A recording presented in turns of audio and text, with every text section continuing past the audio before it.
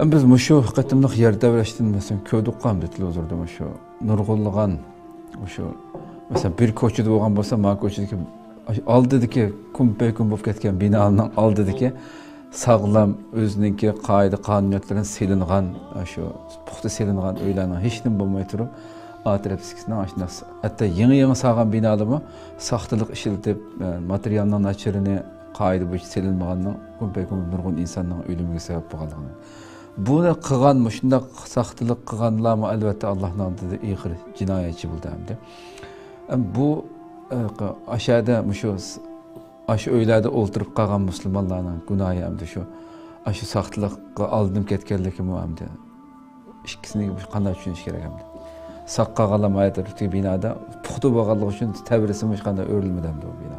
Buning bir necha nuqtadan qarang. Birinchi Allah taqdir qilgan bo'lsa, bir odamning vafotini taqdir qilgan bo'lsa, u po'latdek o'kirib olsa-mi? O'lib tugaydi. Walau kuntum fi burujin mushayyad. O'lim vaqt kelgan bo'lsa, qancha tonna simintlar sanilgan bo'lsa-mi, o'lib tugaydi. Bu e'tiqod masalasi, taqdir masalasi, bu birinchi masala. Ikkinchi masala sabab char nuqtasidan. O'yni puxta selish, o'lchamlik selish.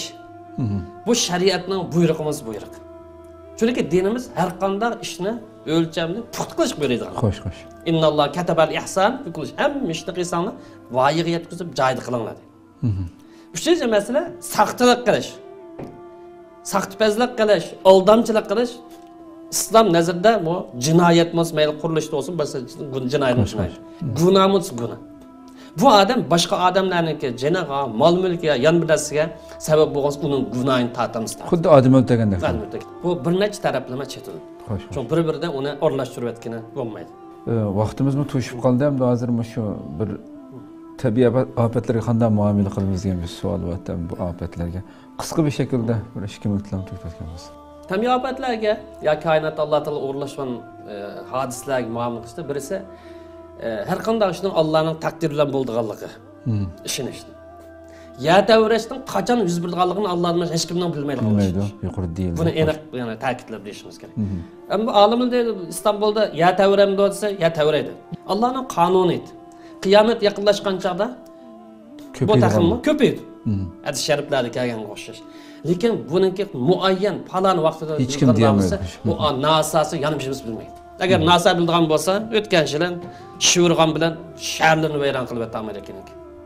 U yana bir narsa foyda qilmaydi. Demak, bu yerda Alloh koinot o'rlashgan bu koinot buning vaqtini Alloh hech kim bilmaydi. Ammo uning oldini olish Aynda bir xatar kelib qolsa, yengillatish, masalan, salning oldish uchun to'sim salish degan o'xshash. Buni inson qilish kerak. Oldinish uchun puxtaroq qilib bino solaylik degan bo'lsa, sabab chorni o'xsatsa, shariat buyurdi, qabul qildi, buni tashabbus qiladi. Lekin bu jonni saqlab qolamdi, bu Allohningki taqdirdagi bir ish. Biz sabab qilish buyurdik, natija Alloh qil. Ikkinchidan o'limning yaqinligi, qiyomatning yaqinligi. Qiyomat mayli shaxsiy bo'lsin, yoki millat xarakterlik bo'lsin, yoki insoniyat xarakterlik bo'lsin, yaqinligi. Ham ilohiy adolat mahkamasining qurilganiga ishonish lozim bu nuqta. O'lim ko'z oldimizda ko'rinib turibdi. Balkim nurg'un xiyol orzular o'g'it o'lib ketgan ba'zilar. Xo'sh. Shu yurtkilarning qiyomatimi shu yerda birish. Cho'ng qiyomat hisoblanamiz. Ham ilohiy adolat mahkamasining cho'qib bo'lganligi buningdan ibrat olish. Chunki bu dunyo buni tugmaydi. Üçüncüden her bir insan ölümge tayyor turish lazım. Bunun için o'zi hisoblab turish, o'zidagi illat nuqsonli bo'lgan bo'lsa uni tuzdish degan o'xshash. To'rtinchidan jamiyatni bir tutash isloh qilish chaqirish. Chunki jamiyatda gunoh xarakterdagi, ma'siyat xarakterdagi, osiylik xarakterdagi ishlar bo'lib ketsa, Allohning signali ko'payadi. Allohning azob bu signallardan, ogohlik signallaridan saqlanish uchun bu yerda jamiyat xarakterlik isloh chaqirish lozim. Chaqamga vaqtida umumiy xarakter bo'la keldi-da. Umumizlikda.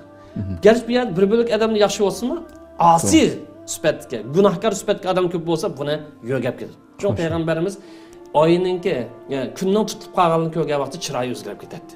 Ya'ni darhol Alloh yo'l o'radi. Ya'ni qiyomat bo'lib qolganmidi? Qiyomatning alomatimi bu? Demak, qiyomatning qachon bo'lganini bilmaymiz. Shunga bu yerda o'limga har zaman tayyor turish lozim. Dördüncü olan, beşinci olan qarindoshlarga yardım qilish. Pul orqali, o'zi ish qiladiganimiz ish orqali, tele orqali, qoni orqali va har xil shakl yordam berish va musulmonlar insonlik va axloqlik majburiyatini ado qilish lozim. Shundaqla bu sinoqniki yaxshilarga nisbatan rahmat, osiylarga nisbatan ogohlantirish ekanligini buni aniq ta'kidlash lozim.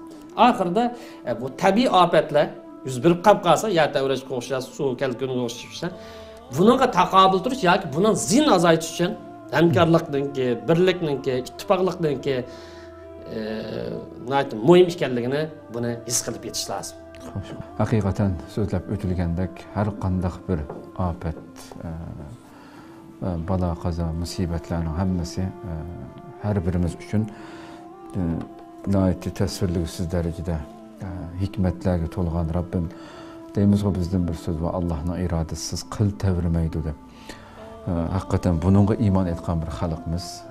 Shuning uchun mayli bu yerdagi qarindoshlarimizning beshig'iga kelgan bu musibatlardan bo'lsin va yoki dunyoning har qaysi joylarida har yili nurg'un ofatlar uchrab turdi. Birdan sel ofati, birdan kasallik deymiz. Xilma-xil sabablar bilan minglagan, 10 minglagan, 100 minglagan insonlar hayotdan ayrilib mana demiş Xitoy virus masalasida. Bularning hammasi bizga nurg'un narsani asiltishi kerak albatta. Rabbim Alloh subhanahu va taolo hech kimga, hech birimizga biz ko'tarilmaydigan musibatni bermasin deb tilaymiz. Va musibat bersa uningga sabr qilish kuchini, bu toqatni, bu iymonni ham ato qilishini tilashimiz kerak davomli. Chunki haqiqatan beshig'i kelmagan inson ig'izda so'zlash oson bo'lishi mumkin. Uni haqiqiy his qilganda og'riqning azobini, u azobni, u alamni his qilganda boshqacha narsa bu. Shuning uchun shuningga tahammül qiladigan, shuni ko'tara oladigan kuch, iymon ato qilishini tilab turishimiz kerak Rabbimizdan.